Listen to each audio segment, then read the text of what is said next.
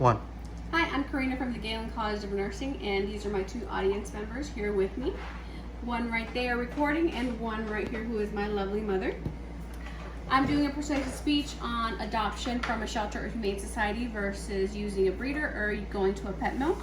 I wanted to start off by saying my most astounding statistic that I found during my research, which was 67% of U.S. households, or about 85 million families, actually own a pet in the United States, me being one of them. I actually own a little Himalayan cat and a pit.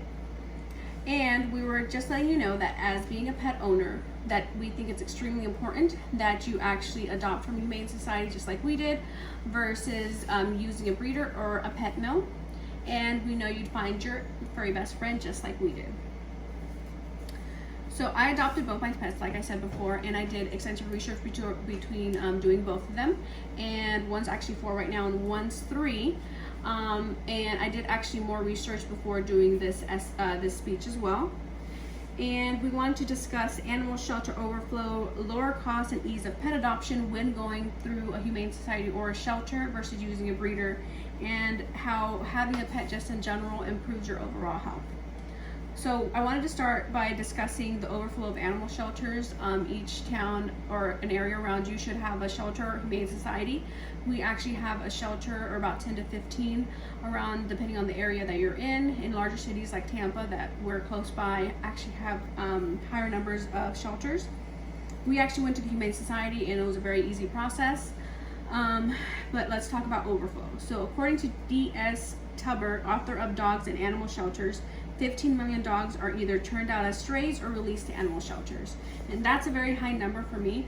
Even saying that number is so high, there are numbers so high in another article by T.W. McDonald, Teaching and Learning Operate Principles in Animal Shelters. There are more abandoned animals than people and families wanting to adopt. There's only a million of deaths to make room for more. So not only would you be saving the life of an animal, you would also be providing them care, loving them, and be doing a good deed by making sure that these animals go to a good home versus being put to death.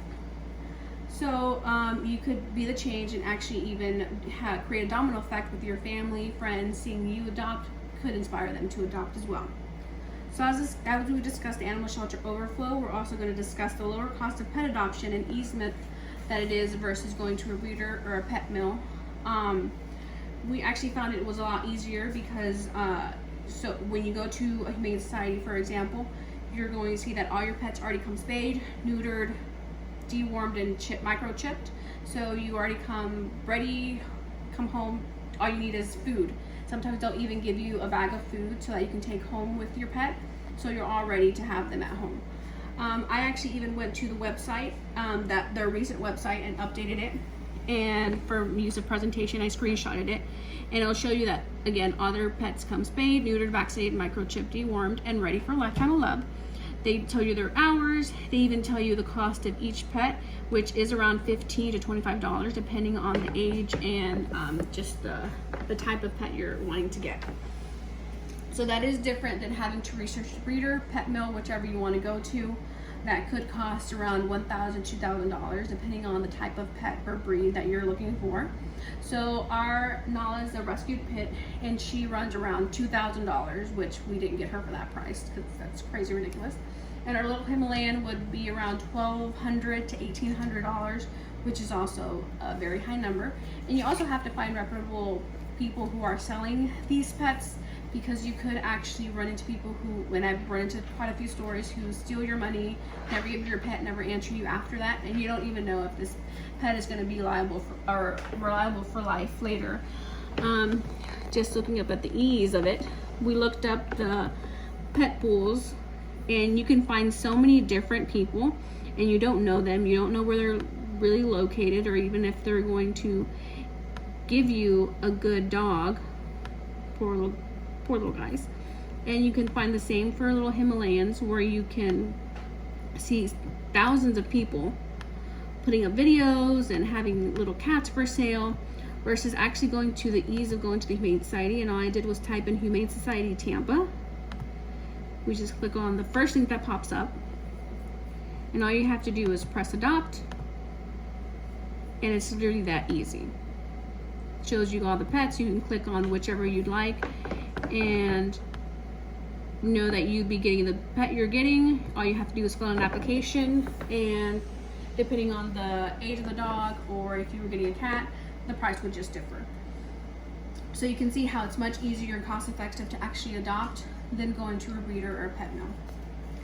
So lastly, we'll discuss how owning a pet improves your overall health.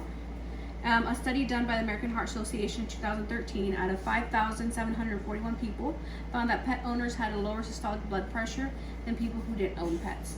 In a different study with the same amount of participants, it found that males who own dogs had lower cholesterol and triglyceride levels than non-dog owners. So overall, this study showed that people who own pets, whether it be dogs, cats, even gerbils to birds, had lower risk of cardiovascular risk than non-pet owners. So you've seen all that I've discussed, from the overflow of animal shelters, lower adoption cost and ease, to overall improvement of your health. If you would like to be like the current 67% of Americans, or like me, who own a pet, then I suggest that you would go either to the Humane Society or a shelter near you versus going to a pet breeder or pet mill. And I can tell you that these dogs and cats have filled my life, and if it weren't for them, I wouldn't have my furry little best friends. And one's right there, and the other one's over there, she's sleeping. So I just highly suggest you go to your Humane Society near you or a shelter and adopt. Thank you.